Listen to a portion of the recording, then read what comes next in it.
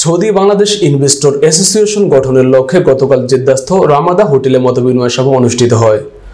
Saudi আরব Jeddah থেকে জামাল হোসেন স্বপনের পাঠানো তথ্য ভিডিও চিত্রে বিস্তারিত।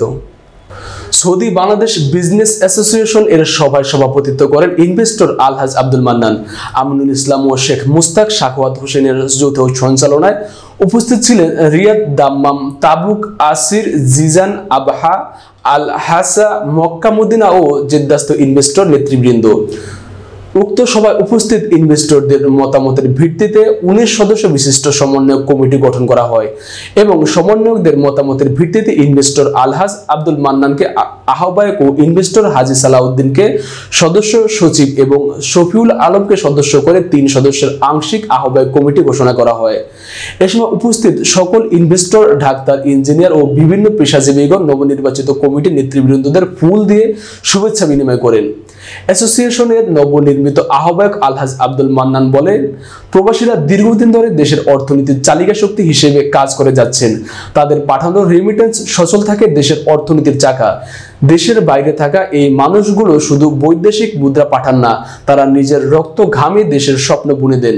সৌদি বাংলাদেশ বিজনেস অ্যাসোসিয়েশনের সভায় বক্তব্য রাখেন investor Sohel Ahsan, investor Kabir, investor Azad, investor Farhad, investor Masud, investor Hossain, investor Swapan, investor Zahir, investor Shamsul, investor Dulal, investor Safaruddin সহ অনেকেই।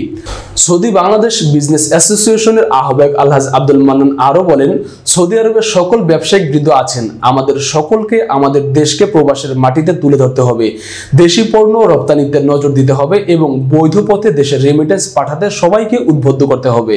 পৃথিবীতে এবং আমরা যে দেশে যে প্রতিষ্ঠানে কাজ করেছি সেই প্রতিষ্ঠানের মালিক আমরা না বললেই নয়। আজকে আমি যে মাদ্রাসায় কাজ করেছি সেই মাদ্রাসার মালিক আজকে আমি, সেই মাদ্রাসার ইনভেস্টর। আমি যে প্রতিষ্ঠানে কাজ করেছি আমি সেই প্রতিষ্ঠানের মালিক আজকে আমি।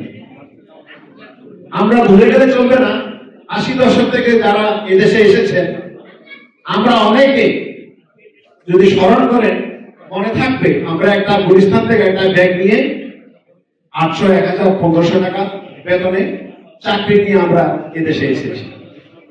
আমরা আজকে গর্ববোধ করি বাংলাদেশে 16 কোটি মানুষের কাছে যে আমরা ওই প্রবাসী এই দেশের পাশে গিয়ে